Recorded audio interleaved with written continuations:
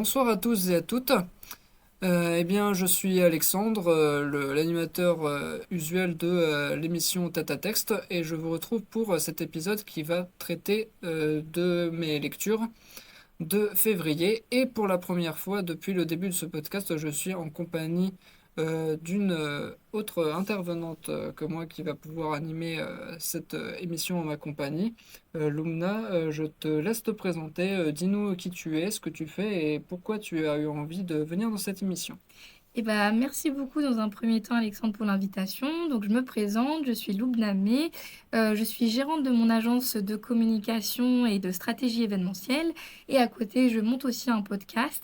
Et l'idée était de participer à ce podcast à tes côtés parce que je suis une férue de littérature depuis le jeune âge. Et donc, ça m'intéressait de venir avec toi pour analyser certaines lectures, et Mhm. notamment tes Oui. lectures du mois de février. Justement par rapport à cet univers de la lecture et de la littérature, pour permettre un petit peu aux auditeurs de mieux te connaître, parce que tu as la formule dis-moi ce que tu lis, je te dirai qui tu es.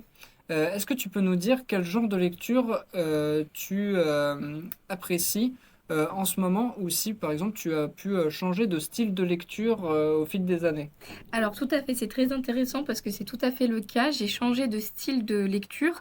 Dans le plus jeune âge, dans mon côté adolescent, j'étais science-fiction, fantasy et bien évidemment, en toute référence, le monde et l'univers de Harry Potter. La Mhm. saga Twilight aussi. D'autres aussi sagas assez importantes, assez intéressantes dans ce même univers. Et puis petit à petit, j'ai voulu un petit peu faire du développement personnel et de lire davantage des ouvrages psychologues. Mhm. J'ai aussi comme référence Guillaume Musso, et puis après aussi des ouvrages de nos anciens présidents ou chefs d'État, que ce soit en France ou que ce soit à l'étranger. Donc je suis plutôt à apprécier ça à la plage ou au bord de la piscine, d'avoir mon Mhm. petit livre et plutôt un livre un peu plus lecture poussée.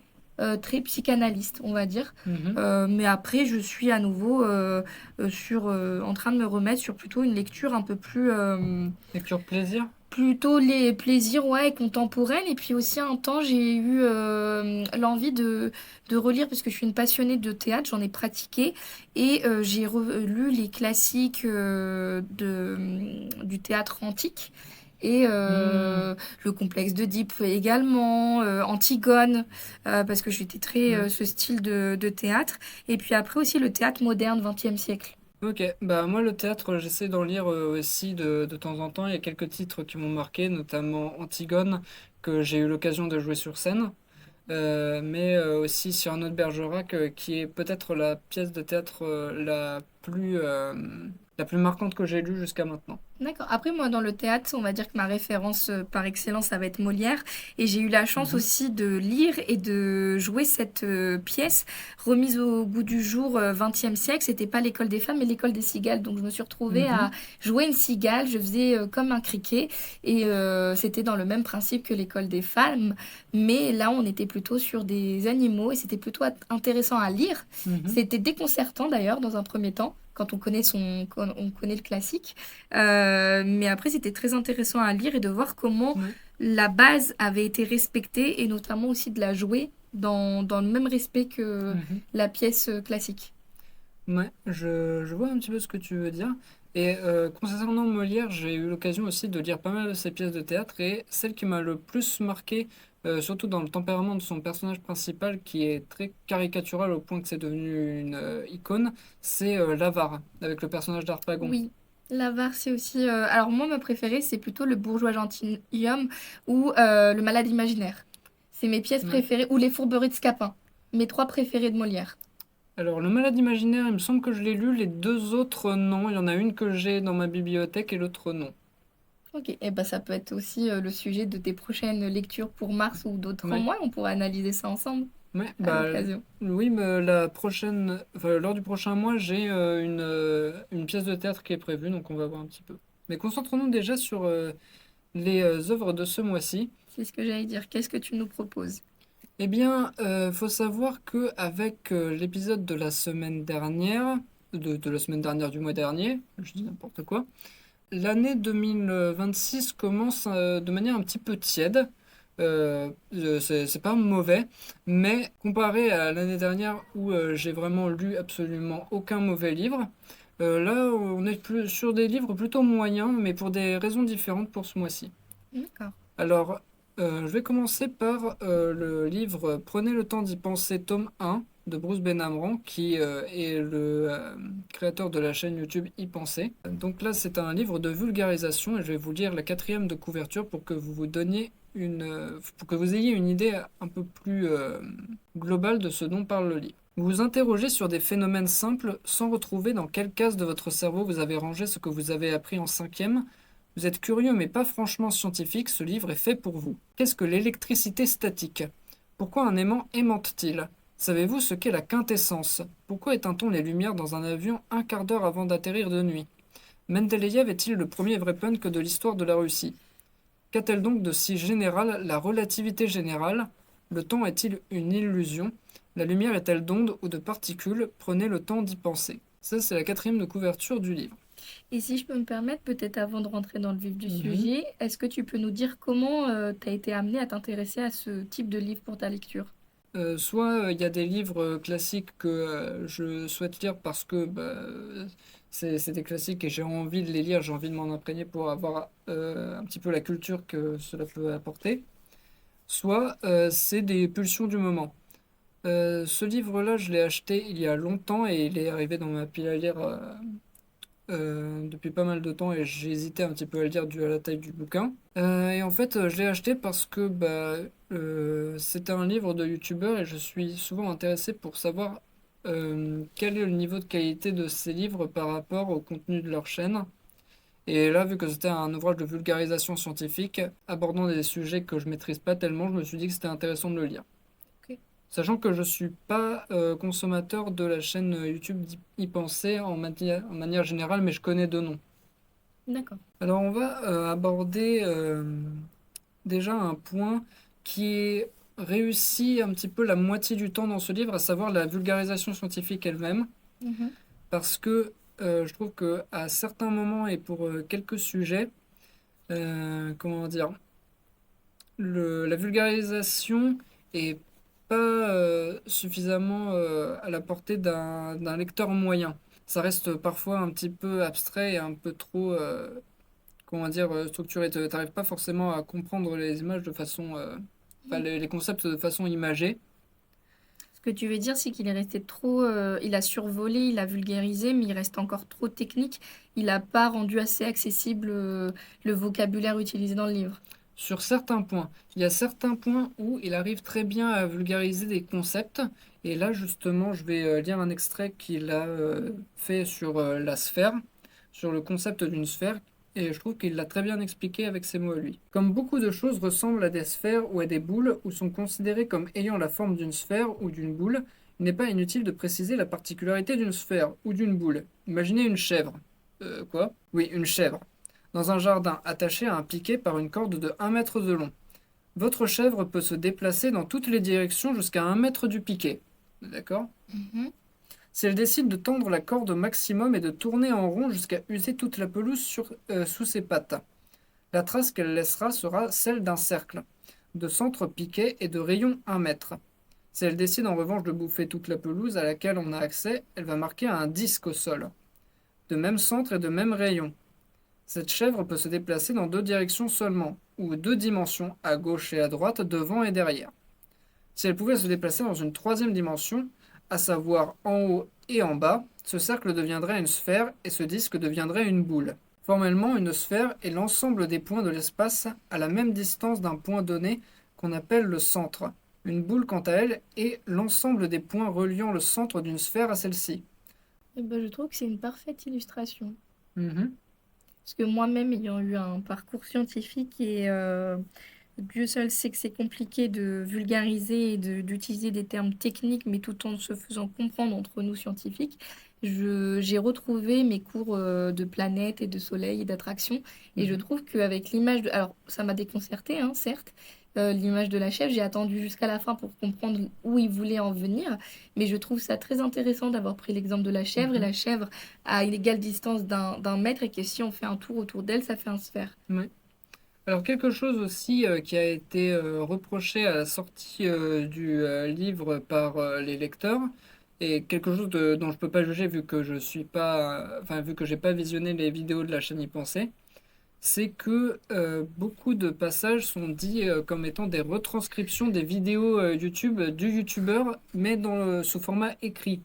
Donc ça, je peux pas juger, mais apparemment, il y a beaucoup de passages qui sont repris de ces vidéos dans ce livre. Donc, Après, qu'est-ce qui lui est reproché? Parce que je vois, j'arrive pas à comprendre cette remarque et cette critique qui lui a été donnée, puisque on sait que les youtubeurs, lorsqu'ils vont au-delà de YouTube, soit ils font des sons, soit ils écrivent, et je trouve ça jusque-là très logique qu'ils reprennent un peu leur contenu de vidéo. Je vois pas où peut être posé le mal.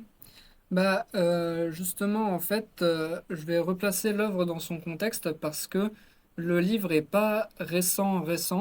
Il date de 2015, je crois. Mhm. Donc, au moment où, où les gros YouTubeurs commençaient à émerger, à faire des projets un petit peu différents de YouTube, et prenez le temps d'y penser, tome 1, ça a été un des premiers livre de youtubeur à sortir en tant que tel. Ce qui fait que ça a un petit peu chamboulé les habitudes du média YouTube en se Ok. disant peut-être qu'ils nous arnaquent en faisant des livres comme ça à partir de leur contenu.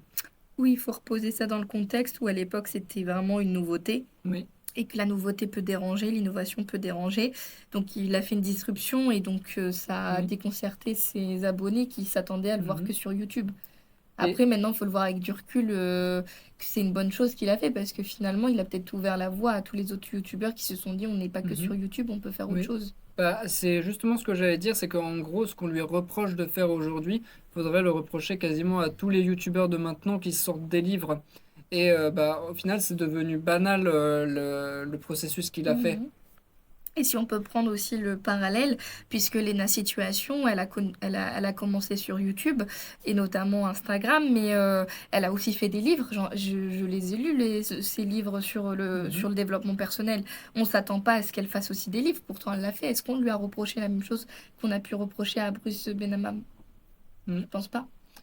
Ouais, je pense pas. Je peux pas dire sur les livres de la situation parce que moi je les ai pas lus non plus, mais bon. Ils sont quand même de qualité, mais c'est pas son cœur de métier. Mhm. Et Ok. pourtant, elle a tout Mhm. de même réussi à sortir de sa zone de confort et innover et faire d'autres choses.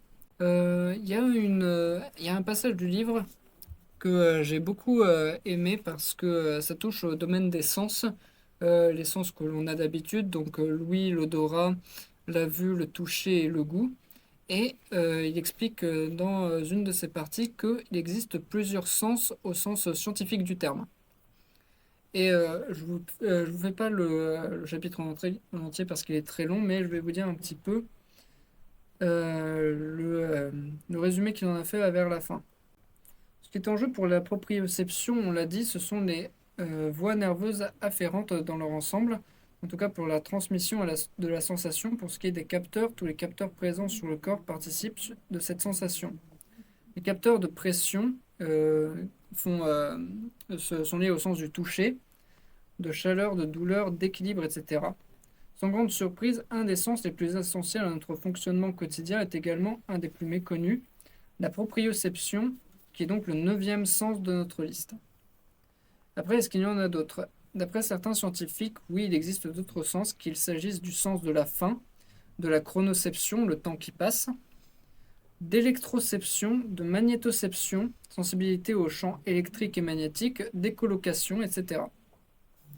Certains scientifiques estiment que l'homme ne possède pas moins de 21 sens, mais il y a loin d'un consensus sur le sujet, et pour la plupart de ces sens supplémentaires, on ne sait pas précisément aujourd'hui spécifier quels en sont les capteurs, comment ils sont activés, bref, on ne comprend pas le fonctionnement du sens.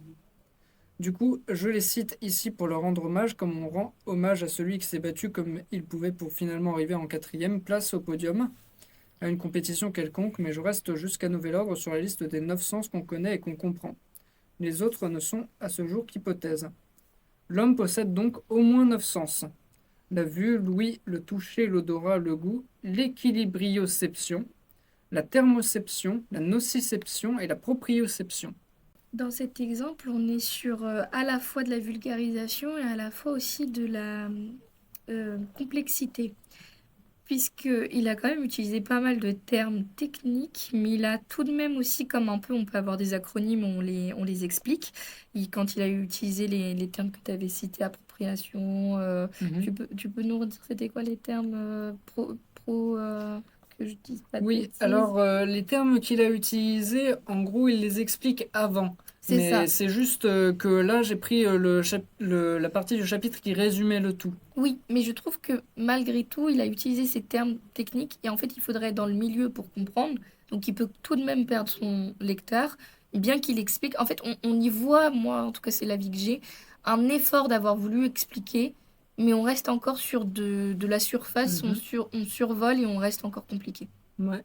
Alors, un chapitre, une partie du bouquin que j'ai particulièrement aimé parce que c'était devenu beaucoup plus simple à ce niveau-là, c'était la partie où il explorait un petit peu le système solaire avec les différentes planètes Mm, et où il donnait des informations un petit peu générales dessus. Une qui m'a bien parlé, c'est Vénus. ok. Donc, tout d'abord, c'est la seule planète avec Uranus dont la révolution est rétrograde, c'est-à-dire qu'elle tourne sur elle-même dans le sens inverse du sens de rotation autour du Soleil. Donc, c'est la seule avec Uranus qui fait ça. C'est également la seule planète du système solaire dont le jour, donc un tour complet sur elle-même, est plus long qu'une année. Donc, tu vois, pour qu'il se passe un jour sur la planète, c'est comme si nous, il se passait une année. Ok. Mhm. Quasiment de la taille de la Terre, affichant fièrement 95% de son diamètre, sa rotation lente fait qu'elle n'est presque pas déformée par sa rotation sur elle-même. C'est le corps le plus rond du système solaire. En outre, sa surface relativement jeune, quelques centaines de millions d'années, semble être renouvelée régulièrement par une activité volcanique ponctuelle, intense, bien que ces volcans ne semblent pas rejeter de coulées de lave, ce qui est aussi unique dans le système solaire que totalement incompris à ce jour. Enfin, son orbite est quasiment circulaire. Voilà. Et ben là, j'ai trouvé que c'était accessible à tout le monde. Et ce qu'il a dit et ce que tu as soulevé est intéressant parce que effectivement, ce que nous on a en un jour et qui voit à une année, c'est ce qui explique et ce qui a été beaucoup utilisé par les scientifiques pour expliquer que malgré ce que l'on peut faire, on ne pourra jamais vivre sur Mars. Mhm, L'humain ne pourra jamais parce que notre rythme terrestre n'est pas du tout celui qui est dans d'autres planètes. Et même si on apporte tous les gaz qu'il faut pour qu'on puisse vivre sur Mars, on ne pourra pas, notamment sur ça. mhm, Et c'est un argument qui est beaucoup utilisé par les scientifiques pour expliquer mhm, ce conflit. Parce qu'il y a des scientifiques qui sont pour, il y a des mhm, scientifiques qui sont contre, mais ils utilisent cet exemple-là pour dire on aura beau tout faire, on ne pourra pas vivre sur Mars. mhm.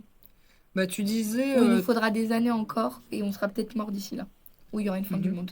Tu disais tout à l'heure que tu as été une amatrice du genre de la science-fiction. Oui. Et ça me fait penser à une vidéo d'un youtubeur que je suis, le Tropper, qui était parti d'une question relativement simple en apparence. C'était la question de quel âge a Anakin Skywalker dans Star Wars? Parce qu'on te dit dans l'épisode 1, la menace fantôme, qu'il a 13 ans. Enfin, ou peu importe son âge, mais il a tel âge. Mais il partait du principe de il a tel âge, mais par rapport à quoi? Mhm. Parce que on est bien d'accord que Tatooine, c'est pas la Terre. Une Non, année là-bas, c'est pas une année comme sur la Terre. non. Donc, en fait, pour justifier l'âge d'Anakin, il faut un référentiel de temps. Et le référentiel de temps est expliqué diégétiquement dans l'univers de Star Wars par le fait que Coruscant, la planète mère de la galaxie, a enfin, comment dire, à une année, enfin, un système d'heures qui globalement se rapproche à celui de la Terre et s'est appliqué à plus ou moins toutes les planètes, ce qui fait que une journée dans l'univers de Star Wars est égale à une journée chez nous. Mais on est bien d'accord que si on transpose ça dans la réalité, c'est pas possible. Non, c'est pas possible, on est d'accord. mais c'est juste que c'est beaucoup plus simple pour les personnes qui regardent ces œuvres de comprendre et de s'immerger dans l'univers avec un système qu'ils connaissent que plutôt que d'inventer 36 000 règles différentes de chez nous. Oui, je suis tout à fait d'accord avec toi. Je vais parler aussi d'un des passages où il parle de la Terre Mhm. et surtout de la plus grosse particularité que cette planète a par rapport aux autres, c'est-à-dire la vie.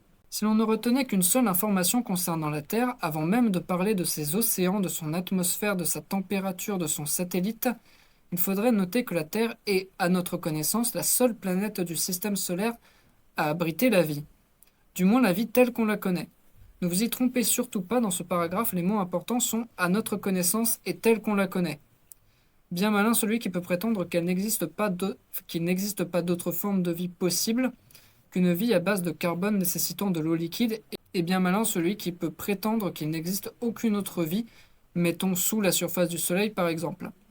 Bien sûr, cela semble plus qu'improbable, mais improbable n'est pas une preuve, et lorsque certaines civilisations considèrent qu'une roche est déjà de la vie, comment ne pas accepter alors que, selon leur définition, il y a de la vie partout dans l'univers, y compris dans l'espace même?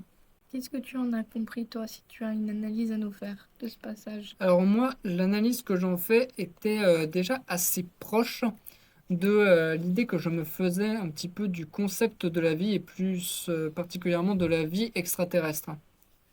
C'est-à-dire que nous, on a une vision très terrestre de la vie, avec les animaux, les plantes, Mhm. nous-mêmes. On se dit Qu'on fait partie d'un oui, écosystème et qu'on est des mammifères et qu'on se comporte un peu de la même façon. dans le sens qu'un organisme vivant pour nous, ça respire, ça mange, ça se reproduit, ça se déplace. Ça respire et c'est plein de gaz. Mhm. Alors que peut-être qu'on a une vision trop étriquée du monde ou qu'on n'a pas les bons outils pour repérer des formes de vie qui existent déjà. Peut-être que il y a une forme de vie sur Mars, mais juste qu'on est incapable de la discerner. Alors, c'est ce qu'il disait aussi, pour reprendre un peu mes propos de tout à l'heure, c'est qu'il a peut-être eu une vie sur Mars, mais une vie terrestre comme on l'entend et comme on a été créé ne pourra jamais avoir lieu sur Mars. Mhm. On ne pourra pas, avec notre patrimoine et notre patrimoine génétique et scientifique, on ne pourra pas vivre sur Mars. Parce qu'il n'y a pas encore... En fait, la planète la plus proche de la Terre, en termes de distance et en termes de possibilité de vie, c'est Mars, mais il manque encore beaucoup de choses, donc on ne pourra jamais... En fait, c'est pour ça que c'est un mythe et c'est une lubie de certains scientifiques de vouloir faire croire aux gens qu'un jour on pourra vivre sur Mars. Ouais. Bah justement, en fait, il en parle lorsqu'il aborde les planètes du fond du système solaire avec par exemple Uranus ou un satellite de Jupiter, Titan, qui sont des planètes un petit peu composées de glace et sur lesquelles il pourrait y avoir des océans souterrains, Mhm. et donc où la vie serait possible en dessous, mais Ok. la vie telle qu'on Oui, la mais du connaît. coup, une vie aquatique, donc des poissons, pas une vie terrestre. Oui, une vie aquatique. Mais ce serait déjà de la vie extraterrestre, en un sens. Ok, mais du coup, ça ne pourra pas être une vie terrestre comme on l'entend ou humaine. Oui. Après, tu as bien des personnes qui fantasment des villes aquatiques Oui, et sous-marines. bon, après, ça, c'est les fans d'Aquaman. Si Oui. on peut se permettre la référence, mais Alors, oui. je vais passer sur un autre aspect du bouquin que je trouve tout aussi intéressant que les concepts scientifiques qu'il explique, mais c'est tout le cheminement des scientifiques pour aboutir à leur découverte. Mhm. C'est quelles ont été leurs méthodes pour réussir à repousser les frontières de la science. Et il y a des méthodes modernes, mais déjà des chercheurs antiques ou du Moyen Âge ont eu recours à des méthodes assez spécifiques pour essayer de repousser les frontières de la science. Donc là, notamment, quelque chose que je ne connaissais pas du tout avant la lecture de ce livre, c'est les bématistes. Un bématiste est un arpenteur de la Grèce antique dont le travail consiste à parcourir une distance donnée à dos de chameau et à en estimer la longueur en comptant les pas de son chameau. Un pas est un béma. Oui, j'ai bien dit en comptant les pas de son chameau, parce qu'il paraît que le pas du chameau est extrêmement régulier. Toujours est-il que compter les pas de son chameau sur des centaines de kilomètres est un métier, comment dire, original. C'est-à-dire que par exemple, tu avais des bématistes qui étaient occupés à parcourir à distance de chameau, je sais pas moi, la distance entre Athènes et Sparte. Et comme ça te donnait une évaluation suffisamment précise des distances à l'époque où il n'y avait pas de GPS. J'allais dire, c'est l'ancêtre de Google Maps. Mais, et justement, nous, on a tous les éléments un petit peu modernes pour calculer avec précision des distances, mais eux, ils n'avaient pas ça, donc ils devaient Oui, improviser avec les méthodes les plus fiables qu'ils connaissaient à cette époque. Et là, en l'occurrence, la méthode la plus fiable, c'était les pas du chameau comptés oui, par un gars qui ne dort pas pendant que son chameau marche une certaine distance. oui, oui, oui. Donc Donc, ça devait être très original et assez compliqué. Parce qu'à un mhm. moment donné, est-ce qu'il se trompe pas? Est-ce qu'il arrête pas de compter et comment il a la fiabilité du résultat, comment on l'assure? Bah, justement, en fait, là, cet exemple était donné dans le passage où une personne avait voulu essayer de calculer la circonférence de la Terre en partant de cette méthode-là. Et bah, évidemment, avec l'imprécision de ce moyen-là, il y a eu des erreurs de calcul dans son raisonnement. Mais ces erreurs de calcul étaient vraiment minimes, dans le sens où la circonférence qu'il a réussi à établir via cette méthode-là était extrêmement proche des résultats modernes qu'on connaît. Ok. Donc tout de même, il y avait une fiabilité Oui, à l'époque. c'est ça. Alors, ensuite, il y a aussi un extrait que j'ai bien aimé pour son explication un petit peu euh, de, euh, comment dire, de la noirceur et plus précisément aussi des miroirs. Ok. Les formations d'albédo. L'albédo est la capacité réfléchissante d'une surface. Cela va d'une surface qui ne réfléchirait aucun rayon de lumière avec un albédo de 0 à un miroir parfait qui réfléchirait absolument tous les rayons de lumière avec un albédo de 1. Il va de soi que les valeurs 1 et 0 sont des valeurs idéales qu'on ne rencontre pas dans l'univers à tous les coins de rue. Pour le dire simplement, l'albédo désigne le caractère potentiellement brillant d'un objet et les formations d'albédo sont par conséquent des zones lumineuses qui contrastent avec des zones environnantes. Lorsqu'on étudie la surface d'un corps dans l'espace, l'exogéologie, ces formations sont celles qui sont les plus faciles à détecter. Les mers lunaires, véritables taches sur la surface de la Lune, en sont de bons exemples. C'est intéressant aussi. Mhm. Parce que c'est comme le principe de Bématiste, je ne connaissais pas du tout. Tu connaissais avant Non, je connaissais pas. Et je trouve que c'était bien expliqué pour Mm. déterminer un petit peu la relation entre comment dire, une surface réfléchissante et une surface qui ne réfléchit pas grand-chose. Oui, c'est les concepts de réflexion et de réfraction qu'il a Oui. expliqué de façon très simple. Il explique aussi la force des marées dans son passage sur le système jovien, donc lié à Jupiter. Ok. La force de gravitation qu'exerce la Lune sur la Terre attire non seulement la Terre, mais également les mers. Celles-ci étant mobiles, cela crée une fluctuation de leur hauteur, dont le rythme dépend de la rotation de la Terre sur elle-même, ainsi que de la rotation de la Lune sur elle-même. D'une manière plus générale, tous les corps massifs exercent une attraction gravitationnelle, pouvant provoquer des marées sur des océans comme sur du magma en fusion, provoquant ainsi une activité volcanique plus ou moins violente. C'est le cas des satellites autour de Jupiter, notamment Io. J'ai trouvé ça intéressant le comparatif avec le magma parce que c'est vrai que le magma il prend du temps à se créer avant de faire une éruption et c'est pareil pour la marée. La marée c'est un peu la veille et des fois ça peut être aussi avec la force de changement de lune. Donc Mhm. j'aime bien l'analogisme qu'il a utilisé.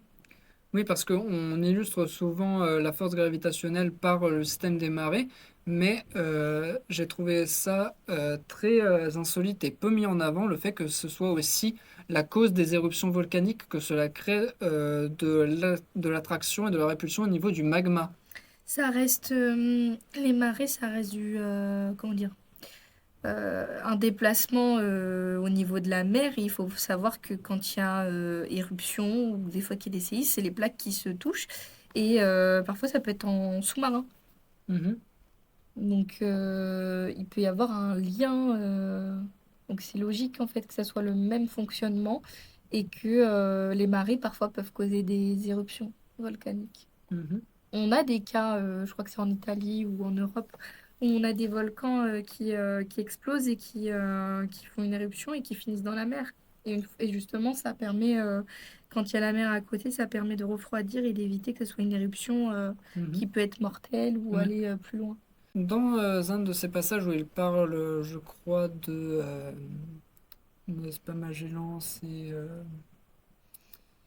Enfin bref, Si, je crois que c'est le détroit de Magellan. non, non, Non? non, c'est pas à ça que je pensais. Galilée! Galilée! Ok. Galilée, ensuite pour passer à Newton, où en gros il s'intéressait à la force de la gravitation, et il l'a expliqué dans un passage que j'ai pas noté mais que je trouve intéressant, avec l'exemple du canon. C'est-à-dire que tu tires un boulet de canon. Le boulet de canon après le tir va parcourir une distance plus ou moins élevée et ensuite tomber. Mhm. Mais admettons que tu tires ce boulet de canon à partir d'une hauteur plus conséquente. Donc par exemple sur le haut d'une muraille ou sur une montagne. Et ben le boulet va aller plus loin parce que la distance qui séparera le boulet du sol sera plus importante. Ok. Mais maintenant imaginons un boulet de canon qui soit tiré de tellement haut qu'en fait il fasse le tour de la Terre sans arriver à se poser sur le sol, à retomber. Mhm. Bah, en fait, c'est exactement la situation qu'il y a entre la Lune et la Terre, dans le sens où la Lune, c'est un corps qui est constamment en train de tomber autour de la Terre, Ok. selon cette logique. Et la force de la gravitation enfin, maintient la Terre et la Lune dans ce statu quo-là. Mhm. Ta finalité, j'ai pas compris où tu voulais en... En fait, le truc, c'est que la Lune et la Terre sont deux objets de relativement grosse masse Mhm. et à une distance conséquente. Et il y a eu un mouvement de départ qui a fait que la Lune semblait tomber sur la Terre, mais grâce à la force d'attraction de la Terre et de la Lune, ça aboutit au fait que la Lune tourne constamment autour de la Terre, mais avec une force d'attraction et de répulsion qui est telle qu'elle n'est pas capable de nous tomber dessus. Oui, ok. Tu comprends mieux? Oui, je comprends mieux. Quand on parle de vulgarisation, c'est important. Mhm. Il y a aussi le concept de l'inertie que j'ai trouvé pas trop mal aussi Mhm. expliqué. L'inertie est une propriété des corps au même titre que la masse. D'ailleurs, très souvent, l'inertie est synonyme de masse, mais on y viendra. L'inertie peut se définir comme la résistance d'un corps à se mettre en mouvement s'il est au repos ou à modifier son mouvement s'il est déjà en déplacement. C'est quelque chose d'assez naturel quand on y pense. Imaginez un ballon de foot et une voiture en roue libre, sans frein à main, tous les deux sur un terrain parfaitement plat. Vous pouvez pousser la balle comme vous pouvez pousser la voiture. Il est beaucoup plus facile de déplacer la balle que de déplacer la voiture. Et comme il est beaucoup plus facile d'arrêter la balle que d'arrêter la voiture. Notre intuition nous dit que c'est parce que la voiture est plus lourde que sa masse est plus grande, et dans une certaine mesure c'est exact, mais en réalité c'est parce que l'inertie de la voiture est beaucoup plus grande que l'inertie de la balle. Et l'inertie est totalement proportionnelle à la masse. C'est intéressant l'approche qu'il a eue d'expliquer. Là, c'est tout à fait simple. Mhm. Ouais. Après, je vais aborder un sujet qu'on a un petit peu tâtonné en off lors de la journée d'hier, à savoir la vie et plus particulièrement les neurosciences, avec par exemple le sujet des réminiscences et perceptions. Mhm. Lorsqu'un tel souvenir vous explose au visage, vous avez parfois l'impression de revivre le souvenir, du moins partiellement. C'est une expérience fascinante que de se rendre compte qu'on ne vit un événement qu'avec ses sens et que par conséquent, si on reproduit les perceptions au niveau cérébral, il est théoriquement impossible de distinguer le souvenir de la réalité. À une moindre échelle, le fait d'entendre dans sa tête une chanson, par exemple lorsqu'on en cherche le titre et les paroles, active les mêmes zones du cerveau que lorsqu'on écoute réellement la chanson en question. Hormis le fait que les nerfs auditifs sont au repos, il n'y a aucune différence. Là, à nouveau, je trouve ça... c'est abordé d'une manière assez simple, accessible. Mhm. Et ça revient, oui, sur ce qu'on a parlé en off hier, et c'est tout à fait clair, et ça revient à ce qu'on a dit, parce que on Ouais. s'est parlé de façon en vulgarisant des termes scientifiques, donc je retrouve tout à fait la discussion qu'on a eue hier à ce sujet. Mhm. Ouais. Je vais parler aussi de la voix intérieure qui est très liée à ce qu'on vient de voir juste avant. Vous vous rappelez quand je disais quelques lignes plus haut que le fait de penser à une chanson activait les mêmes zones de votre cerveau que lorsque vous écoutez réellement cette chanson? Figurez-vous qu'il en est de même pour votre voix intérieure. Euh, Vous savez, lorsque vous réfléchissez, vous entendez votre propre voix dans votre tête qui prononce les mots que vous pensez. Des études ont démontré que cette voix est aussi réelle qu'il lui est possible de l'être. En effet, lorsque vous pensez, votre cerveau active, entre autres choses, les mêmes zones de votre cerveau que si vous pensez à voix haute. Ce qui se produit, c'est que votre cerveau, d'une certaine manière, anticipe le son de votre propre voix et vous fait l'entendre dans votre tête. Le fait est que, mis à part les nerfs auditifs qui, bien sûr, n'enregistrent pas votre propre voix, tout se passe exactement comme si les mots étaient effectivement perçus de façon audible. Si, comme le dit Hegel, c'est dans les mots que nous pensons, on est en droit de se demander de quelle manière pensent les sourds ou les muets de naissance qui n'ont jamais entendu leur propre voix. Puisqu'on sait bien qu'aujourd'hui, ça n'a pas toujours été le cas malheureusement, que les sourds et les muets sont tout aussi capables de penser que les autres. Oui, en fait, ce qui leur manque, c'est la voix. Mais sinon, la réflexion, l'intelligence, ils l'ont. Et justement, en fait, il fait un petit encart par la suite sur les sourds et les muets pour traiter ce sujet-là. Les sourds de naissance, évidemment, ont dû développer d'autres moyens de penser. Les mots étant pour eux totalement inaudibles, des études ont montré que les sourds pensent de façon visuelle, que ce soit en visualisant simplement des images, dans certains des cas des mots, et même lorsque leur connaissance du langage des signes est suffisamment précoce pour en faire leur langue maternelle en langage des signes. C'est ce que j'allais dire, la langue de signes. Ouais. Pour les muets, il faut Mm. distinguer deux cas. Dans le premier, une voix de substitution pourra remplacer sa voix manquante, généralement la voix d'une figure paternelle ou maternelle. Dans le second, comme les sourds, les muets développeront une pensée visuelle. Mm. Parce que certains sourds, on voit qu'ils ont la voix, c'est juste qu'elle ne se porte pas, parce que des fois ils font des bruitages, Oui. etc. Donc on voit que la voix est présente, mais elle ne va pas plus loin, elle ne ressort pas comme nous. Et quand on voit à quel point ils ont été capables de développer leur propre langue, qui est même compliquée à nous de maîtriser, et on le voit de plus en plus dans les événements publics, les concerts, les matchs, etc. On voit cette complexité et on voit aussi la complémentarité et le lien avec notre propre langue. Donc ce que je veux dire par là, c'est qu'ils sont capables de penser. Mhm. S'ils ont été, je sais pas si tu me suis là-dessus et si tu es d'accord avec ce que j'avance, mais s'ils ont été capables de développer leur propre langue et qui est assez complexe, c'est qu'ils sont capables de penser. Mhm. Oui, tout à fait. Et peut-être même penser plus que nous, qui ne Tout à fait. sommes peut-être pas sourds, mais si on se permet d'être un Mais peu parce que plus... c'est moi qui pense le mieux et le plus. Hein. Et justement, en fait, là, je vais aborder un cas qu'on a plus ou moins traité aussi en off la dernière fois. Mhm. euh, Comment dire, sur les pathologies liées au cerveau, Oui, avec le syndrome du docteur Folamour. Les individus atteints ont un membre, généralement le bras, qui semble s'animer de façon tout à fait autonome et sans que son propriétaire ne puisse le contrôler. Imaginez un peu que pendant que vous déboutonnez votre chemise de la main droite, la main gauche la déboutonne sans que vous ne puissiez rien y faire ou que même, enfin, que cette même main jette la cigarette que l'autre main venait de porter à votre bouche. Du fait que l'individu touché est incapable de reconnaître ses mouvements comme étant des mouvements maîtrisés, donc sans sens de maîtrise, il est courant qu'il finisse par personnifier ce membre étranger, voire qu'il lui donne un petit nom. ok. Mhm. Lui donner carrément un nom. Mais par contre, il explique pas pourquoi ça s'appelle le syndrome du docteur Folamour. Parce qu'on s'interroge pourquoi ça s'appelle comme ça. Mais sinon, oui, par rapport à la discussion qu'on a eue en off, je trouve qu'il explique très bien cette paralysie et Mhm. Oui. cette particularité. Bah, si tu veux, l'autre nom du syndrome du docteur Folamour, c'est le syndrome de la main étrangère, qui est un peu plus imagé. C'est un peu plus imagé, c'est un peu plus clair, parce qu'on se demande en fait pourquoi ça s'appelle le docteur Folamour. Oui.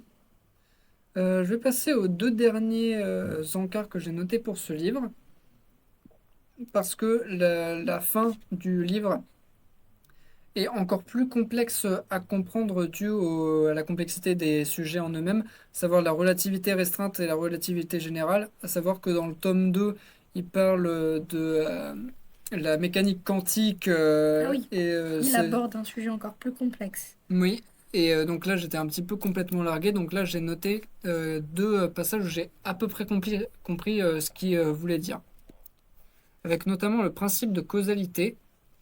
Le principe de causalité fait partie de ce qu'on pourrait appeler les tables de la loi de la physique en tant que principe. Il n'a jamais été démontré, mais il n'a jamais, par aucune expérience, été mis en défaut. Il consiste un socle sur lequel reposent toutes les sciences. Le principe de causalité peut s'énoncer ainsi. Vous allez voir que c'est beaucoup de bon sens. Aucun effet ne peut précéder chronologiquement sa cause. Aucun effet ne peut rétroagir sur sa cause.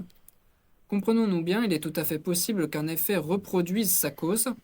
On est alors dans un cas cyclique cause-effet, mais en aucun cas ne peut avoir affecté auparavant sa propre cause.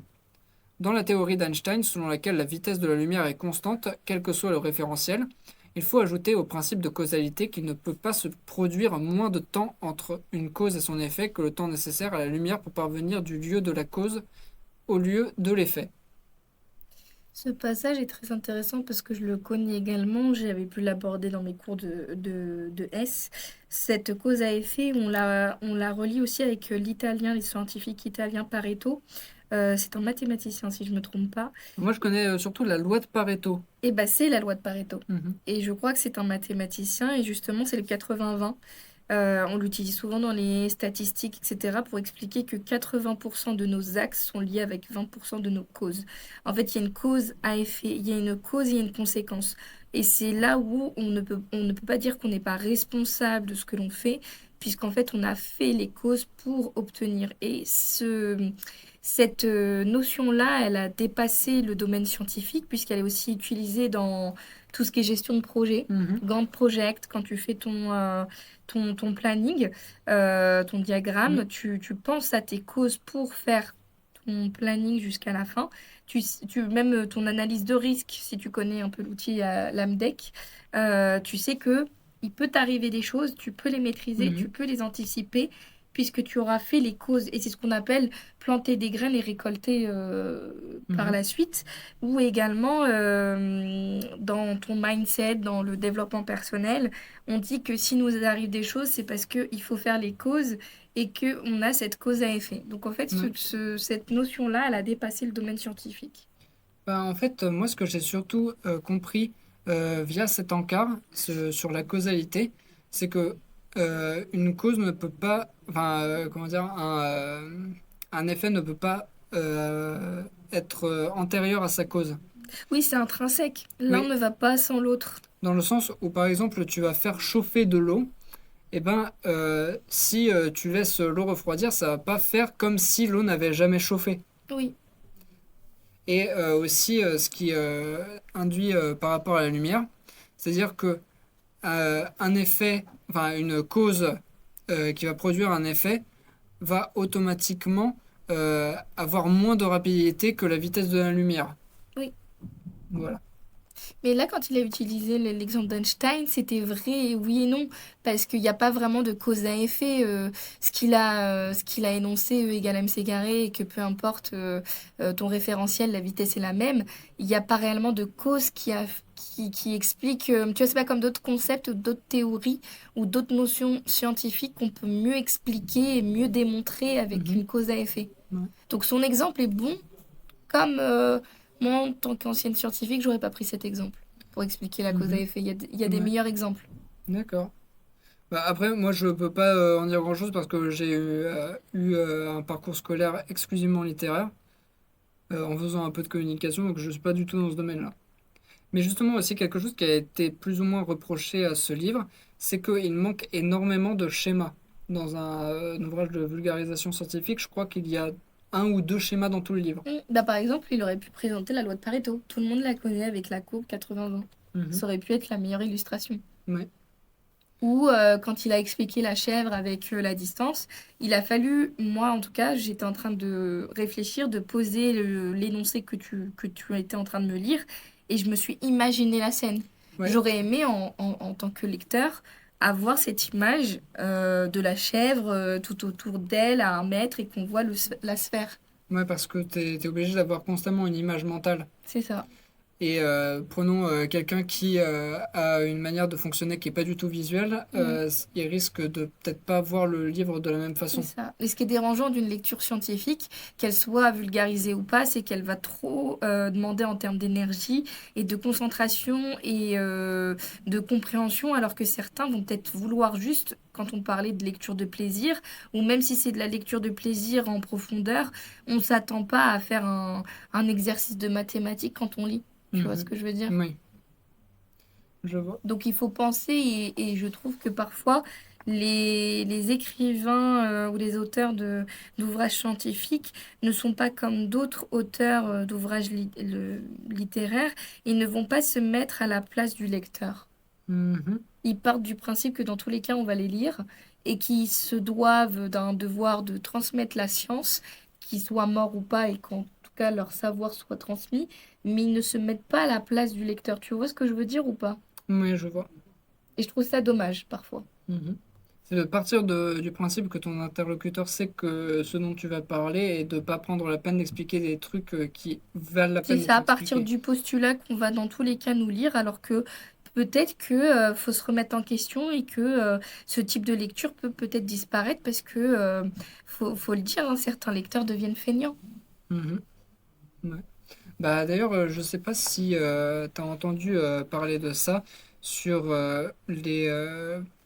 comment dire, les contenus cinématographiques ou visuels qui sont conçus ces dernières années. C'est adapté à notre mode de consommation actuel. Oui, Dans le sens où, par exemple, les séries Netflix sont conceptualisées pour que tu puisses comprendre absolument tout le contenu de l'épisode en regardant ton portable. Parce que la plupart des utilisateurs regardent leurs séries et leurs films à l'heure actuelle en regardant un autre écran à côté. oui. Je suis d'accord avec ça. Ou alors l'offre cinématographique qui est sur du cinéma engagé, des documentaires, Mhm. et plus forcément on ne va plus au cinéma pour s'amuser ou pour décompresser. Ouais. On y va parce qu'on n'est pas bien, on a envie de rire. On y va pour déconstruire ou pour du cinéma engagé éducatif. Par exemple, je sais plus c'est quel réalisateur qui l'avait fait, mais c'est un humoriste connu qui a fait un film pour déconstruire l'image de l'handicap et de l'autisme. Je sais pas si tu as la référence. Non, je pense pas. Faudra retrouver à l'occasion, mais je trouve ça justement, c'était de dire ils sont pas différents, les personnes qui portent un handicap. Je crois que Mhm. c'est à peu près ça le Oui. titre. Donc Bah, on voit d'ailleurs, bien que l'offre elle est cinématographique, elle est différente d'avant. D'ailleurs, tu as une critique qui revient souvent sur les films ou les contenus mettant en scène des personnes avec un handicap. C'est que souvent, les œuvres qui traitent de ce sujet-là se concentrent plus sur les personnes valides que les personnes porteuses de Oui, handicap. Oui, on peut passer au dernier oui, extrait que j'ai pour ce livre, qui parle d'un concept que j'avais entendu vaguement et qui était totalement hors de ma portée avant que je lise ce livre, c'est-à-dire les espaces euclidiens et non euclidiens. ok. Un espace euclidien est une structure mathématique précisément géométrique dans laquelle toute la géométrie d'Euclide est valide.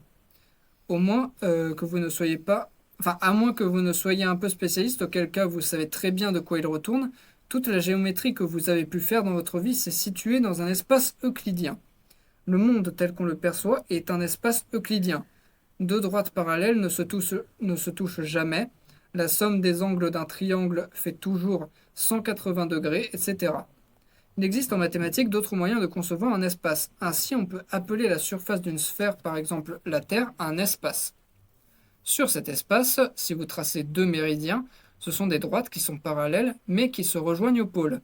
Si vous partez d'un point de l'équateur, que vous longez cet équateur jusqu'à avoir fait un quart de tour de la Terre, vous vous dirigez immédiatement après jusqu'au pôle Nord, puis une fois ce pôle atteint, vous revenez à votre point de départ. Vous venez de dessiner un triangle équilatéral avec trois angles droits. Vous pouvez faire de la géométrie dans un tel espace. vous pouvez en extraire des lois géométriques, etc. Pour autant, ces lois de la géométrie d'Euclide n'y sont plus valides. On appelle ce type d'espace un espace non euclidien. En gros, et de façon très informelle, un espace tordu et non euclidien.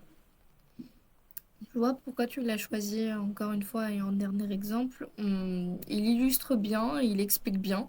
Et bon, moi je m'y connais et tout le monde connaît la division euclidienne, donc ça me parle, mais tu vois, je me suis mis dans la peau d'une personne qui ne connaissait pas ces concepts et c'est tout à fait bien expliqué. Mhm. Est-ce que tu as quelque chose à dire pour conclure sur l'analyse de ce livre? Peut-être que je reviens un peu sur ce que tu avais dit en introduction. Je comprends la note que tu lui as donnée de moyen parce que il y a la base, il y a la base scientifique, pardon, mais il y a beaucoup de manquements. Il manque de l'imagination, il manque de l'illustration, il manque de la vulgarisation et en fait, il perd son auditeur, même quelqu'un qui Mhm. est dans le domaine de la science. Ouais. Et aussi, petit apport à ce livre-là, si jamais c'est un plus pour vous, la préface de ce livre est d'Alexandre Astier. C'est aussi intéressant faut dire tous les acteurs. Mhm. Ouais. Du coup, là, on part sur quelle autre lecture pour le mois de février?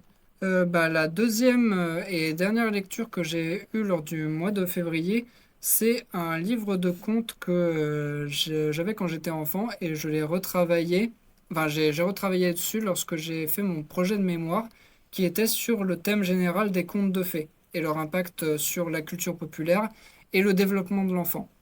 Donc, le recueil dont je vais vous parler aujourd'hui, c'est Contes du Monde qui se trouve aux éditions La Java. Il est pas très connu, j'ai vu aucun avis, que ce soit sur Sens Critique ou Babelio, à son sujet, j'ai pas réussi à le retrouver. Mais pareil, c'est un livre qui est pas exceptionnel étant donné l'audience qu'il cherche à toucher et sa conception, mais c'est un livre qui est honnête dans ce qu'il propose et dans les histoires qu'il raconte. Alors, il y a trois histoires que je connaissais déjà dans leur version d'origine avant de lire ce livre, à savoir La Petite Sirène, Baba Yaga et Ali Baba et les 40 voleurs. Et toutes les autres histoires, je les ai découvertes dans ce livre. Donc ce livre Conte du Monde a pour ambition de présenter un conte spécifique par grande région du monde. Donc on en a d'Australie, de Madagascar, de Danemark, de Russie, d'Iran, Par continent. d'Argentine et de Chine. Bon, Ok, c'est à peu près. c'est pas par Non. continent, mais globalement oui, parce qu'il y a plusieurs continents qui ont des contes qui viennent de chez eux. Par exemple, pour l'Afrique, on peut avoir l'Iran et Madagascar. Pour le continent asiatique, on a la Russie et la Chine. Et après, tu as l'Europe, et puis l'Europe avec le Danemark, Mais, et puis l'Amérique latine mhm. avec l'Argentine. Et il n'y a pas de conte d'Amérique du Nord. Ils en avaient peut-être pas. Mhm. C'était peut-être pas installé dans les Ouais. mœurs d'avoir un compte. Alors je vais déjà attaquer avec les contes que je connais déjà pour dire un petit peu les spécificités qu'il y a. Le dernier conte du recueil, c'est Ali Baba et les 40 voleurs. On commence avec la présentation d'une petite fille qui s'appelle Marjane et elle remplace le personnage d'origine de Morgiane. En fait, c'est une fille qui est achetée, non, qui est pas achetée, qui est adoptée par Ali Baba parce qu'elle volait sur l'étal de Kazim, un autre marchand, qui dans le conte d'origine est le frère d'Ali Baba, mais dans cette version-là, non. Donc elle vole chez ce marchand et dit j'excuse cet acte-là et je l'adopte. Ensuite vient l'épisode classique d'Ali Baba où il découvre la caverne des 40 voleurs en allant prendre des graines de sésame pour pouvoir manger et tout. Déjà, il est plus intelligent que dans la version de l'origine où Ali Baba, dans le conte d'origine, il se contente de prendre des sacs d'or un petit peu par intermittence chez les 40 voleurs. Là, en fait, il remplace les sacs d'or en mettant des pierres dans les sacs pour faire en sorte qu'on ne se rende pas compte que, Qui s'est servi. ouais, que le trésor diminue. Sauf qu'un jour, il faisait particulièrement chaud. T'as Ali Baba qui a oublié un mouchoir sur lequel il avait essuyé la sueur de son front dans l'endroit et ça a vendu la mèche au voleur. Après, il y a les brigands qui se mettent à la recherche de la maison d'Ali Baba. Dans le conte d'origine, il y a plusieurs recherches, c'est très long. Là, en fait, il demande juste aux différents marchands où se trouve sa maison et il y a Cassim accepte de leur donner des informations contre un peu d'argent. Et dans la version du conte, tu as les 40 voleurs qui arrivent chez Ali Baba dans des jarres, le chef des 40 voleurs qui se fait accueillir chez lui. Et à partir de là, tu as Marjane, donc la petite fille qui a été adoptée, qui va chercher du sel pour le repas. Et tu as un des voleurs qui dit c'est bon, chef, quand est-ce qu'on sort et qu'on tue Ali Baba? Donc là, Marjane, elle est intelligente. Elle dit, enfin, elle prend une grosse voix. Elle dit pas tout de suite, pas tout de suite. Donc, patientez un petit peu. Ensuite, dans le reste de la soirée, Marjane utilise le propre somnifère du marchand qu'il pensait utiliser sur Ali Baba pour l'endormir. Et ensuite, avec Ali Baba, elle va sceller les jarres des voleurs et ensuite les emmener dans le désert pour qu'ils disparaissent. Et c'est comme ça que se termine ce conte. Alors que dans le conte de base, la fin est beaucoup plus dark, puisque Morgiane, le personnage que remplace Marjane dans cette version, au lieu de sceller les voleurs et de les emmener au loin, en gros, elle fait bouillir de l'huile pour aller Oui. tuer les voleurs qui étaient encore dans les jarres. Oui, ils ont assoupli, ils ont adouci et allégé la fin. Oui. Et c'est l'histoire que je connais qui a été la mieux adaptée de ce recueil. C'est ce que j'allais dire. Qu'est-ce qui t'a plu dans cette réadaptation du coup? Ce qui m'a plu dans cette réadaptation, c'est le fait qu'elle soit typiquement adaptée pour un public très enfantin, mais sans perdre le fil conducteur de l'histoire d'origine, avec les principaux événements et avec une morale qui va avec. Oui, puisque même s'ils ont féminisé le personnage, finalement, on se rend compte qu'il n'y a pas eu de grande différence. La trame est là. Oui. Je vais passer sur la deuxième histoire que je connais qui a été un peu moins bien adaptée. C'est La Petite Sirène, qui est un conte d'Andersen. Il faut savoir que j'ai déjà lu un recueil très complet d'Andersen et c'est un des auteurs qui m'a le plus inspiré sur le recueil de contes sur lequel je travaille en ce moment. Ok. Donc, En quoi est inspiré? inspiré par son style qui est très différent de Grimm et de Perrault, qui eux sont vraiment dans le symbolisme et dans des contes vraiment très dark. Pour, euh, pour Anderson, c'est des contes souvent plus poétiques, centrés sur les sentiments et avec une certaine mélancolie. Ok. Donc là, pour la petite sirène, dans le conte d'origine, elle a sept sœurs. Là, il y en a cinq, mais en vrai, ça n'a aucune importance. Donc, comme dans le conte d'origine ou pour le film Disney, qui est un peu plus connu, je pense, la petite sirène est curieuse du monde humain, elle s'en approche, elle tombe amoureuse d'un beau prince qu'elle sauve de la noyade, et ensuite elle va voir la sorcière des mers qui dans cette version s'appelle Octopia. Ok, donc pas Ursula. Oui, pas Ursula. À mon avis, Ursula c'est marque déposée, tu peux pas l'utiliser en dehors du cadre de Disney. Et à savoir que dans le conte d'origine d'Andersen, il n'y a aucun personnage qui a deux noms. Ok. Tous les personnages sont désignés par des périphrases. Mhm. Le prince, la petite sirène, la sorcière des mers, le roi de l'océan. Donc là, d'ailleurs, Octopia, c'est, il me semble, la seule personne qui est désignée comme ayant un prénom dans cette histoire-là. Donc elle fait le même marché qu'on connaît du conte classique. Donc ça va en échange d'une paire de jambes humaines. Ok, donc jusque là-dessus, on est toujours sur la même trame. Oui. Et dans le conte d'origine, là encore, c'est un peu plus dark vu que la sorcière lui demande pas sa voix, mais directement sa langue. Ok. Et en gros, la transformation est décrite comme beaucoup plus douloureuse. En gros, comme si on allait fendre sa queue de sirène avec une épée. pour que cela lui donne des jambes. Et le fait de marcher, ça lui procure exactement la même douleur que si elle marchait sur des tas de couteaux aiguisés à chacun de ses pas. D'accord.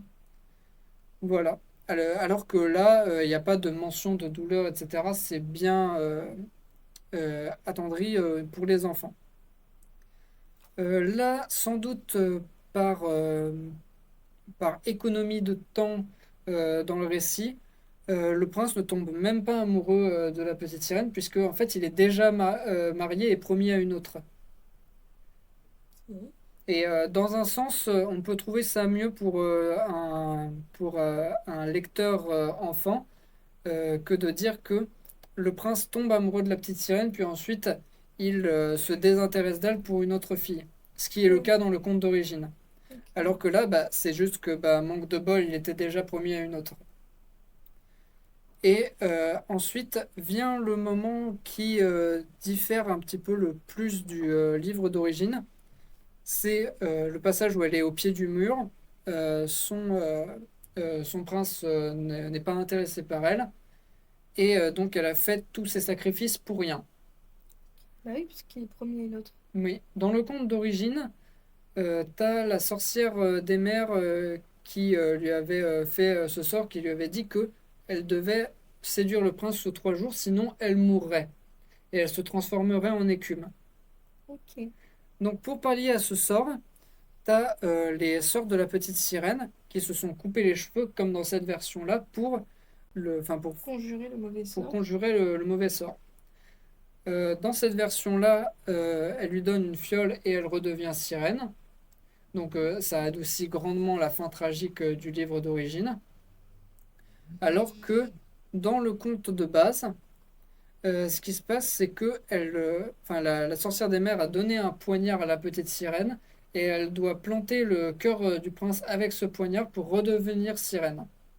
Mais Ok. vu qu'elle ne peut pas se résoudre à commettre cet acte sur la personne qu'elle aime, elle préfère se suicider et se transformer en écume. Et ensuite, on a un petit twist à la fin de l'histoire, nous disant qu'elle pourra acquérir une âme si elle aide, enfin si elle assiste dans sa vie d'être éthéré au rire de centaines d'enfants dans des foyers. Ok. Alors que là, bah, à la fin de seconde 6, bah, elle est juste dépressive. La morale de l'histoire, c'est de ne pas tout donner à une personne qui ne mérite pas et de se rendre compte de sa propre personne, sa propre valeur et son propre amour. Mais c'est Sinon, guerre aux conséquences. se rendre compte des choses que l'on peut faire par amour. Oui. Je vais passer au conte qui est bien adapté pour ce recueil-là, mais on perd beaucoup de la subtilité du conte d'origine, c'est celui de Baba Yaga, où dans son titre original, Vassilissa la très belle. Et ça, c'est conte russe, c'est ça? C'est le conte russe le plus populaire, déjà avec le personnage iconique de Baba Yaga, mais aussi la version avec Vassilissa est pas mal connue en elle-même. Ok. Donc Vassilissa, c'est le prototype de la jeune fille innocente et obéissante, un peu dans le style du Chaperon rouge, pour te donner un ordre d'idée. Donc elle vit avec son père, qui est un bûcheron, tout ce qu'il y a de plus respectable, aimant envers sa petite fille, mais qui s'est remarié donc avec une marâtre. Donc la marâtre qui a globalement toujours le mauvais rôle dans les contes traditionnels. Et c'est le cas ici, où dans le conte d'origine, elle a une autre fille qui est tout l'opposé de Vassilissa, donc méchante, cruelle, et décrite comme moins belle qu'elle. Bon, elle n'existe pas dans cette version, pour Ok. économie de temps, j'imagine. Et donc, dans les deux versions, la marâtre envoie Vassilissa voir Baba Yaga dans l'espoir que Baba Yaga la tue ou au moins s'en débarrasse parce que son père s'intéresse beaucoup plus à sa fille qu'à elle. Ok. Donc, Vassilissa part voir la maison de la sorcière Baba Yaga. Dans cette version-là, elle fait 3 rencontres. Un pommier, un chien et un chat. Ok. Le pommier, elle lui fait un compliment et elle croque dans une de ses pommes. Donc c'est un pommier enchanté qui va lui parler ou c'est un pommier... Au moment où elle le croise, il lui parle pas, mais on va se rendre compte qu'il parle par la suite. Ok. Donc, elle croque dans une de ses pommes, elle lui fait un compliment. Mhm. Enfin, elle rencontre le chien, elle le caresse, elle lui donne un cookie. Et pour le chat, bah, il le caresse aussi. Ok. Ensuite, elle rentre dans la maison de Baba Yaga, qui est sur ses iconiques petites pattes de poulet. Donc Baba Yaga lui dit qu'elle va venir ce qu'elle était venue chercher de la part de sa marâtre, à condition qu'elle fasse quelques tâches pour elle. Mais en fait, le chat qui parle lui aussi va l'avertir que c'est un piège et qu'elle doit partir. Ok. Et après ça, t'as Baba Yaga qui va se mettre en colère contre le chat, le chien et le pommier.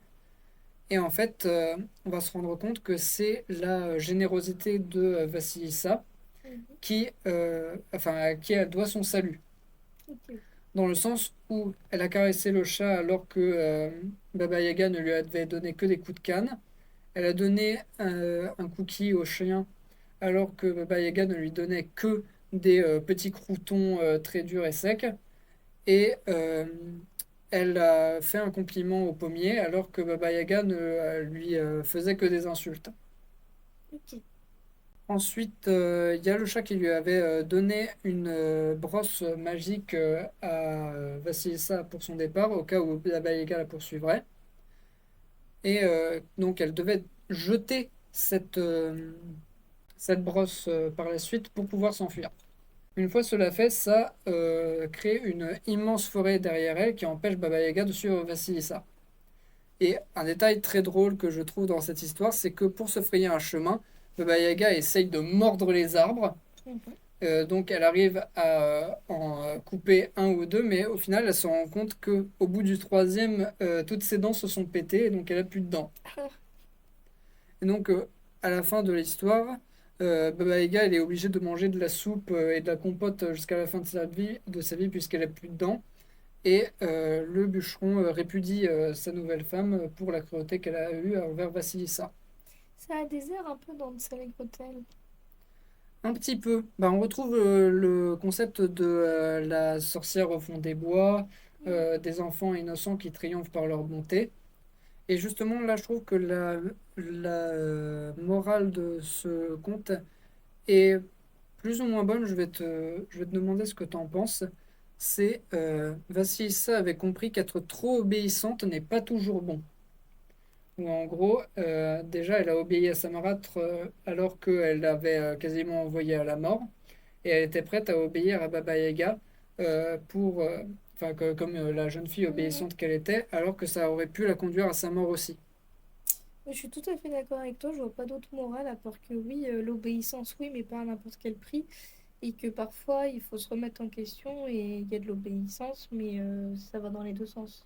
Et c'est là où en fait on a le plus gros point de divergence thématique avec le conte d'origine, puisque dans le conte, en gros, elle se plie aux volontés de Baba Yaga en ayant une aide magique liée à sa poupée.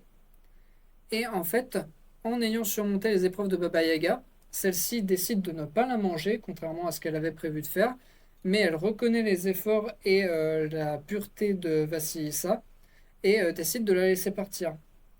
Et donc ensuite, en revenant à la maison, t'as la marâtre qui va être un petit peu choquée de la voir revenir, elle va lui demander comment ça s'est passé, et elle s'est dit, enfin, et Vassilissa lui répond, oui, bon, bah, j'ai respecté ce que voulait Baba Yaga, et elle m'a laissé partir. Et c'est là qu'intervient la seconde fille dont je parlais au début. Mhm. Donc elle disait, bon, si Vassilissa a pu faire ça, bah, je vois pas de raison pour que mon autre fille fasse pas la même chose, voire même mieux. Donc elle envoie sa seconde fille, sa propre fille, voir Baba Yaga. Sauf que comme elle est méchante et pas obéissante, elle va se faire punir par Baba Yaga à cause de ça. Ok. Donc tu as deux morales diamétralement différentes entre ces deux versions du conte. Je vais passer maintenant au conte qu'on ne connaît pas forcément. Mhm. Donc en parlant de déjà une petite fleur bleue qui est un conte d'Australie. En gros, c'est un conte que je trouve très intéressant par sa morale qui est centrée sur la non-violence. Ça parle d'un homme, Jambawa, qui est désolé de la violence que font les hommes les uns envers les autres, hommes au sens général du Oui. terme. Et donc lui, il aime le calme, la tranquillité et les fleurs. Il décide de partir un jour de sa tribu et les fleurs le suivent dans l'espoir de trouver des endroits paisibles où vivre. Donc il marche, il va dans plusieurs endroits et il se rend compte que à tous les endroits où il va, il y a de la violence entre les hommes. Le vent, enfin non, je crois que c'est les fleurs qui lui disent qu'il y a un endroit où il peut y avoir la paix parce qu'il n'y a pas d'hommes. C'est tout au sommet d'une montagne. Il décide de s'y rendre avec les fleurs, mais les hommes, suite à cette décision de Jambawa, se rendent compte qu'il n'y a plus aucune fleur sur Terre et que la vie Ok. est devenue plus Oui, vu terne et qu'elles triste. sont parties le suivre. Il y a une vieille femme du pays qui raconte que avant il y avait beaucoup de fleurs et que c'était très beau. Sa fille l'écoute avec passion et se dit que elle aimerait voir des fleurs aussi. Mhm. Elle lui raconte l'histoire de John Bawa et de ce que j'ai expliqué un petit peu plus tôt. Et en fait, sa fille va se mettre en quête de ramener une fleur pour la montrer à sa mère. Ok. Elle va voir John Bawa et dans un twist que j'aurais pas imaginé dans un conte comme ça, t'as John Bawa qui voit sa tranquillité perturbée par cette fille qui s'appelle Samata et qui est sur le point de s'en prendre à elle. Et t'as les fleurs qui, euh, via, ce, euh, cette interaction, euh, lui rappelle un petit peu sa vocation de départ par une petite phrase qui est si même ici on se chamaille, nous ferions mieux de rentrer. Dans le Mhm. sens où Jambawa, dans sa solitude, a fini par perdre la tranquillité et la sérénité d'esprit qu'il était venu chercher. Ah oui. Il va donc redescendre avec les fleurs et Samata dans le monde des humains pour apporter la beauté et la tranquillité qu'il était venu chercher. Et donc la petite fleur bleue qui avait été le départ de tout ceci va être présentée à la grand-mère de Samata pour un retour au calme. Ok. C'est un super twist. Mhm. Mais bah, je trouve que Parce qu'on se rend compte que finalement, le personnage principal devient un peu quelqu'un qui était vénéré et devient le méchant et n'apporte plus forcément de bonheur. bah, pour moi, en fait, c'est dans sa solitude, il a perdu de vue ce qui importait pour lui à la base. Sa quête de sens, il l'a oublié, son Saint Graal. Mhm. Ouais. Alors là, je vais passer à un conte de Madagascar qui est moins philosophique, mais qui est très bon enfant, en fait. Ok. C'est Tsingoré le danseur. Alors, Tsingoré, c'est un enfant qui adore danser et qui vit dans un pays dirigé par la reine Ravaka. En fait, cette reine a obtenu un oiseau qui a le plus beau chant du monde. Et face à ça, tu as Singoré qui va se dire qu'il ne peut pas passer à côté de l'occasion d'écouter son chant pour pouvoir danser dessus. Mhm. Sauf que à cause de ça, tu as l'oiseau qui va s'enfuir et la reine qui va chercher à le retrouver. Et à retrouver celui dont qui est responsable de ça. Singoré, pour éviter d'être puni, va demander conseil à sa mère qui va la cacher, enfin qui va le cacher sous une natte. Les gardes qui passaient par là, en gros, ils vont découvrir qui est responsable de la perte de l'oiseau assez facilement. Mais comme Tsingor est caché, ils ne peuvent pas l'avoir aussi facilement que ça. Donc, ils vont se mettre à chanter pour le faire réagir et faire en sorte qu'il danse. Ok. Ils vont s'y répondre à 3 fois. Et au bout de la troisième fois, il va sortir de sa cachette et être capturé par la reine. Et au moment où il allait être condamné, l'oiseau va refaire son apparition, chanter, et Tsingoré va se mettre à danser de manière magnifique. Ça va attendrir la reine, qui va autoriser le fait que Tsingoré prenne possession de l'oiseau, à condition qu'ils viennent tous les deux se représenter devant elle de temps en temps pour danser et chanter. Ok. C'est un peu le show. Mhm. Voilà, c'est ça. Finalement, c'est un conte qui finit bien. Il y a une bonne morale. Oui, ça finit bien. Il me semble que tous les contes finissent bien. Oui. De façon générale, tout ce que tu as présenté, même la petite sirène, ça finit sur une version un peu plus allégée, donc on reste sur le côté moral que Oui, le conte est là pour apporter une morale et positive oui. et c'est à destination des enfants, donc il faut que les enfants ils y rêvent. Mhm. Bah, là, je vais présenter aussi deux contes que j'aime bien parce que les morales sont plus ou moins subtiles et j'aime bien ça. T'as le conte du diadème de rosée, donc un conte de Chine. D'ailleurs, je ne l'ai pas noté depuis le début, mais il y a de superbes illustrations pour les enfants dans ce livre-là. Pas forcément mon style de prédilection, mais il y a de belles illustrations. Donc ça décrit l'histoire de la fille de l'empereur de Chine, qui est décrite comme aussi jolie qu'une fleur de prune, donc qui s'appelle Li Mei. Et donc on dit qu'elle grandit et devint une belle jeune fille, mais elle était aussi très capricieuse. Et plus elle allait en grandissant, plus ses caprices augmentaient. T'es une vraie princesse. Oui, en gros, elle voulait toujours les meilleures coiffures, les meilleures robes, les meilleurs bijoux et tout ça, mais jusqu'à en venir à des demandes qui étaient impossibles. Elle a voulu une robe aussi fine que les ailes d'un papillon, Ok. et elle l'a obtenue. Enfin non, c'était une ombrelle aussi fine que les ailes d'un papillon, donc elle a obtenu ça. Ensuite, elle a voulu une robe aussi sombre que la nuit et enfin, avec des points plus éclatantes que les étoiles, Ok. ce qu'elle a obtenu aussi. Et ensuite, donc le nom du conte étant le diadème de rosée, elle a voulu avoir un diadème fait à partir de perles de rosée. Ok. Mais pour mettre un terme à ses caprices, la personne, l'orfèvre du palais, a décidé de dire je suis trop vieux pour ramasser les perles de rosée sur les plantes. Est-ce que tu peux le faire à ma place? Mhm. Donc, bien évidemment, la princesse, elle ne réussit pas parce que bah, c'est pas possible de récupérer des gouttes de rosée. Et donc, elle finit par faire preuve d'humilité en disant, au final, je ne veux plus de ça et je vais me contenter de ce que j'ai déjà. Mhm. Donc voilà, c'est un conte qui met bien en avant les dangers de la vanité.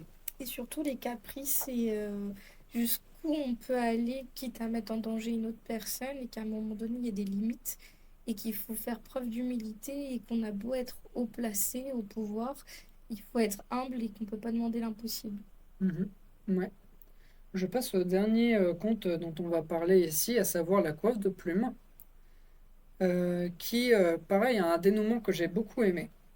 En gros, c'est une vieille femme qui a réussi à faire une coiffe de plumes qui est magnifique. Au début, elle s'est dit qu'elle allait la donner à la première personne qui lui en ferait la demande, Mhm. mais au final, tout le monde veut se l'arracher parce qu'elle est trop belle.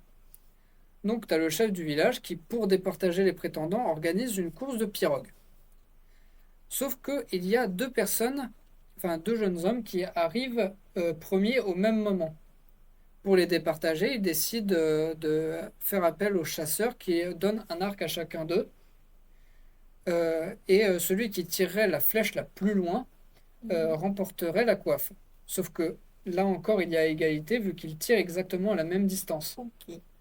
Ils font appel aux pêcheurs du village qui disent que celui qui ramènera le plus gros poisson sera celui qui obtiendra la coiffe. Et Sauf je que, suppose qu'ils ont réussi tous les deux pareil. oui, ils ont réussi à obtenir un poisson de même taille.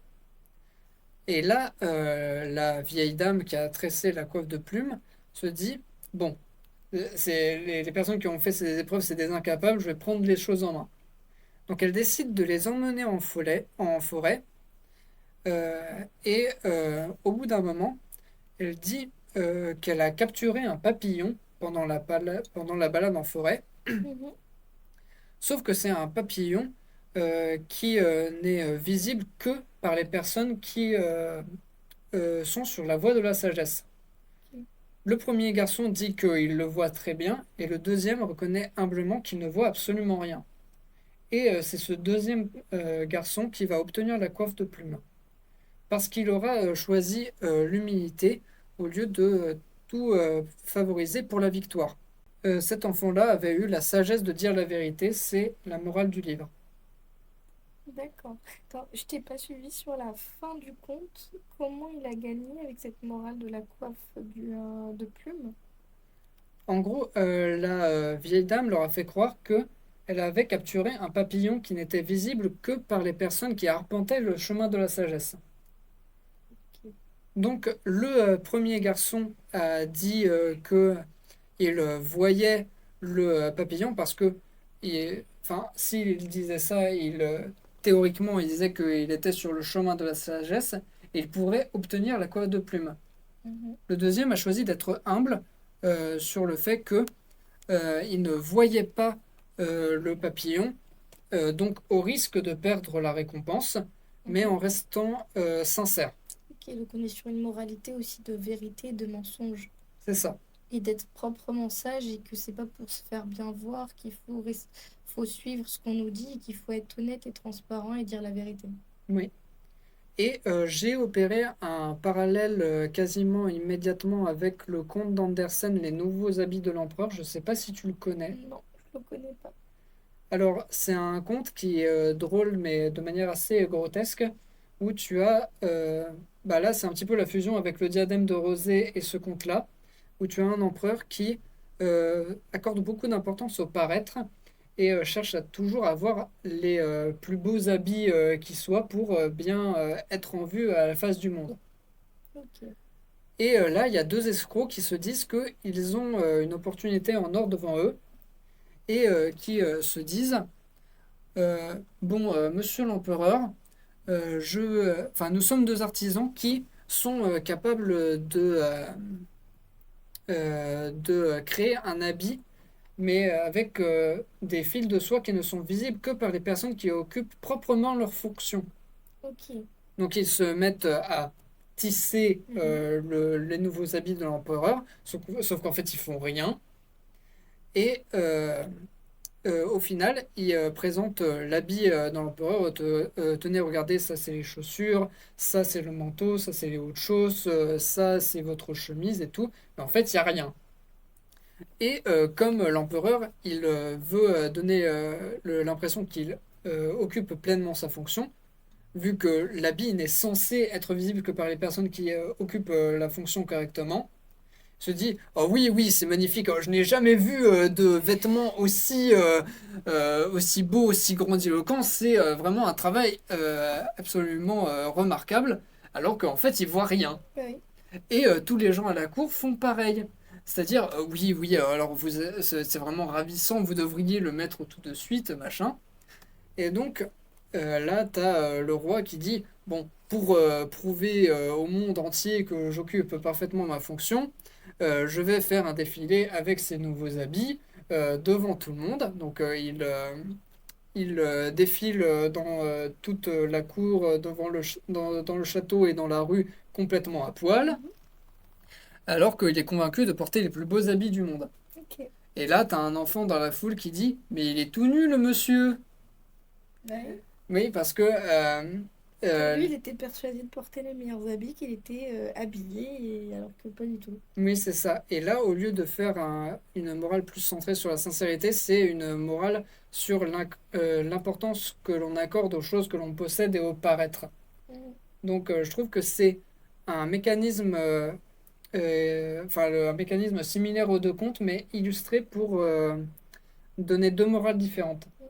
Et ça me fait penser à une vidéo que j'ai vue là dernièrement qui reprend comment le roi Salomon a montré qu'il était sage. Je ne sais pas si tu as la référence biblique, où tu as les deux femmes qui se disputent que c'est leur enfant.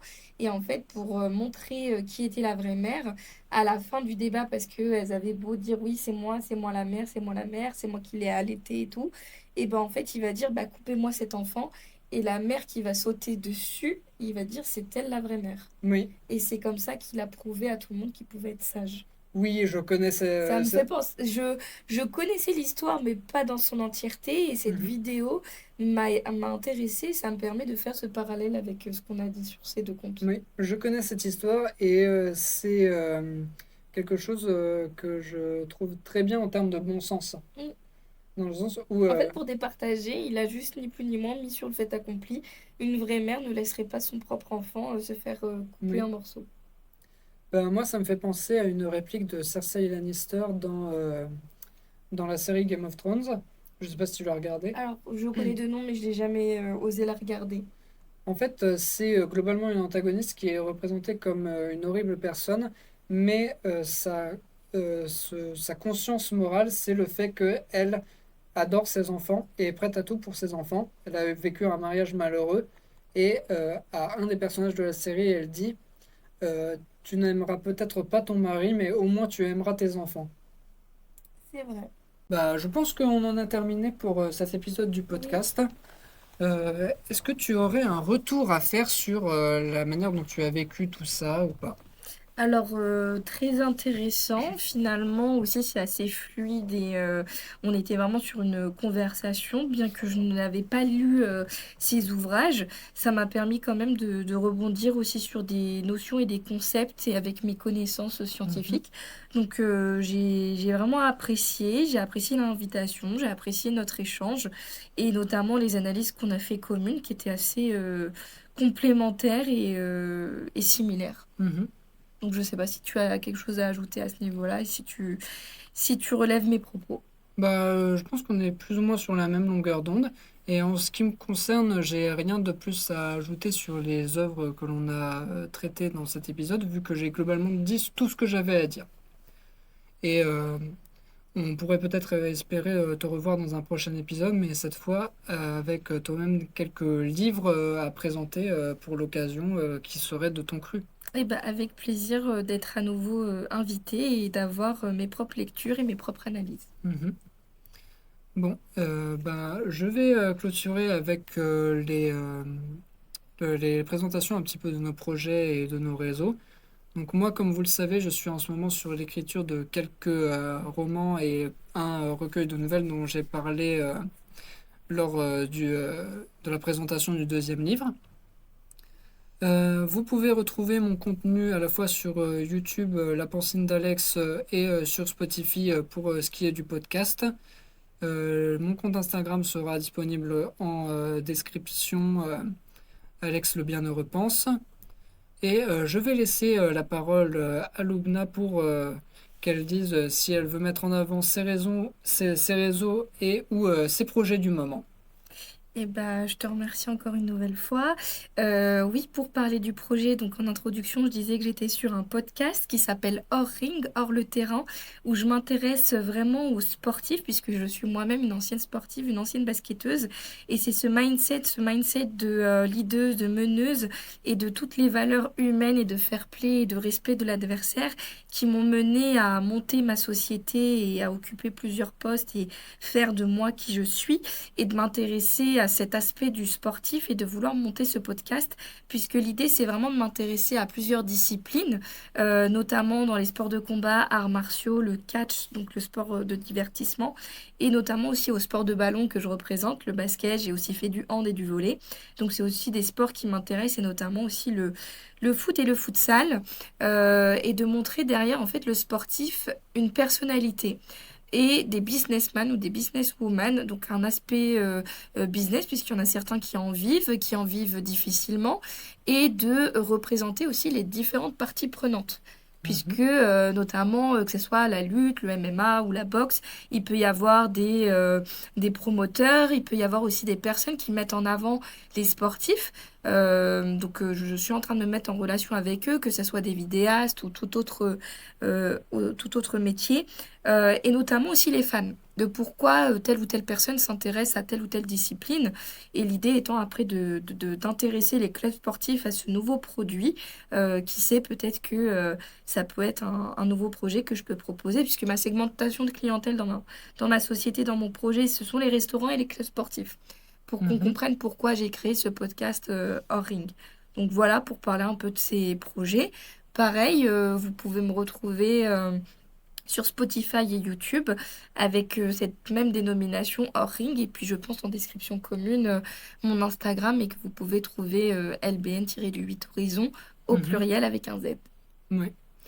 Et ben je te remercie. Et on vous remercie, chers auditeurs, pour votre écoute et puis on vous dit, alors toi tu leur dis à une prochaine fois et Oui. peut-être que je serai de retour Mhm. court en mars ou avril très prochainement Oui. avec de la lecture et des analyses. Oui, je vous donne rendez-vous pour l'épisode de mars. Eh bien, bonne continuation à tous et à toutes. Merci, au revoir.